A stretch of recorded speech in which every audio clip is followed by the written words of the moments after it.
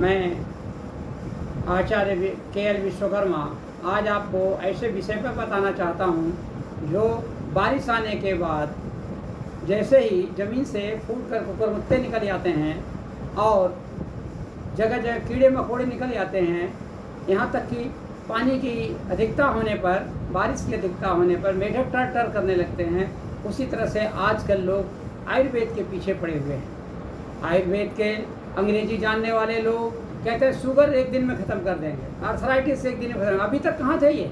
युगों से चला जा रहा है, क्योंकि ये दोनों नाम अंग्रेजी के हैं। अंग्रेजी के लोगों ने हमारे कल्चर को बिगाड़ने का ही प्रयास किया है। यद्यपि वो नहीं जानते शुगर क्या होता है, ये केवल उनके टेस्टिमोनियल बता रहे हैं। अब यह आया कहाँ से शरीर में, इसके बारे में कोई व्याख्या नहीं है। एक दिन में ठीक कर देंगे, इसका चैलेंज करते हैं। अरे अपने बारे में तो लोग जानते नहीं, किसी और के बारे में क्या ठीक कर देंगे किसी को? ये संसार में केवल जीने आए हैं, किसी को ठीक करने नहीं आए हैं। जो जैसा करेगा वैसा भरेगा। बहुत सारी औरतें हैं, बच्चा जिसको नहीं हो रहा तो बच्चा पैदा करने लगी हैं। अरे खुद को तो बच्चा पैदा करके दिखा दे बेवक्त का, कैसे कर देंगी? इत्यादि बहुत सारी चीज़ों को, ऐसे ही आयुर्वेद को इन्होंने मजाक समझ रखा है। ये छोटे छोटे या MBBS क्लास कहे जाने वाले लोग, जिनको मियाँ बीवी बच्चे सहित का अनुमान नहीं है, MBBS कहते हैं और कहते हैं मैं ये कर दूंगा वो कर दूंगा, क्या जानते हैं? इसलिए आयुर्वेद का नाश अब दूसरी पद्धति के द्वारा किया जा रहा है। इससे हम अपने उन सभी भाइयों से रिक्वेस्ट करना चाहता हूँ, उससे उनसे अनुमोदन करना चाहता हूँ, उनसे निवेदन करना चाहता हूँ कि कभी भी इन बताए हुए शब्दों की कोई भी व्याख्या नहीं है। तब तक आप उसका कुछ भी निदान नहीं कर सकते हैं।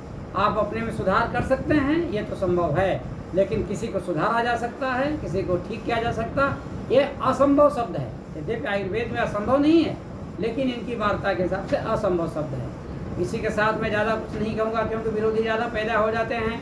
इसलिए मैं इतना ही कहना चाहूँगा कि आप विरोधवाद में नहीं, व्यक्तिगतवाद में जीने की कला जानिए। वो हमारे सनातन धर्मों में है, जो प्रकृति का अनुमोदन करती है।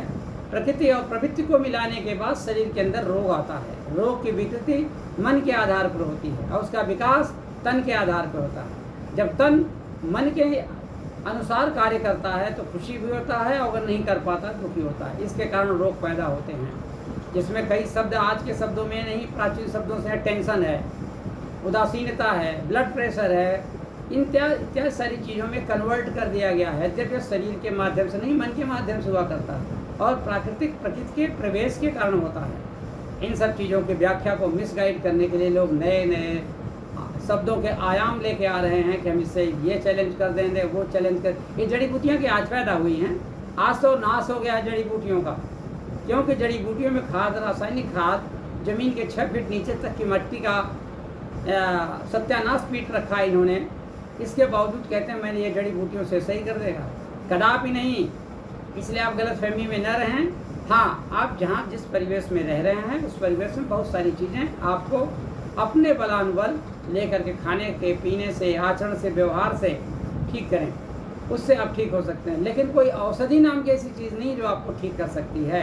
आपका आचरण नाम का चीज़ है जो आपको सुधार सकता है, आप में निरोगिता पैदा कर सकता है। औषधियाँ हैं, आप अपने लेवल पे जो प्रयोग कर रहे हो किसी और के लेवल प्रयोग नहीं किया जा सकता। क्यों?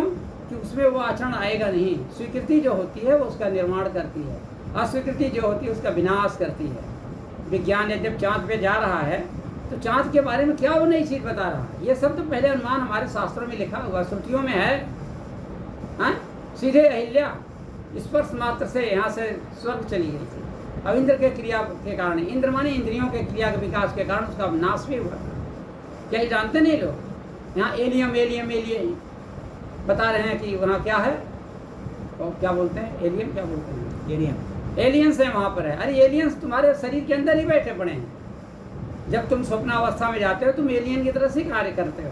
क्या ये तुम्हें मालूम नहीं है? तुम उड़ते हो, चलते हो, फिरते हो, विकास करते हो, विनाश भी करते हो स्वप्न में। ये सब एलियंस की प्रवृत्ति ही है जो आपके अंदर विद्यमान है। आज नई चीज़ कुछ नहीं पैदा कर रहे हो आप।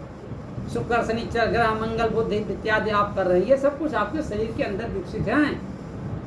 आप यद्यपि इनको देखना चाहेंगे तो सब कुछ जान जाएंगे। इसी के साथ मैं वाणी को विराम देता हूँ, क्योंकि सच्चाई लोगों को स्वीकार नहीं होती है, अनुचित ज़्यादा मानते हैं, उचित पर कार्य नहीं करते हैं। और अपने को खुदा बनने की कोशिश करते हैं। धन्यवाद।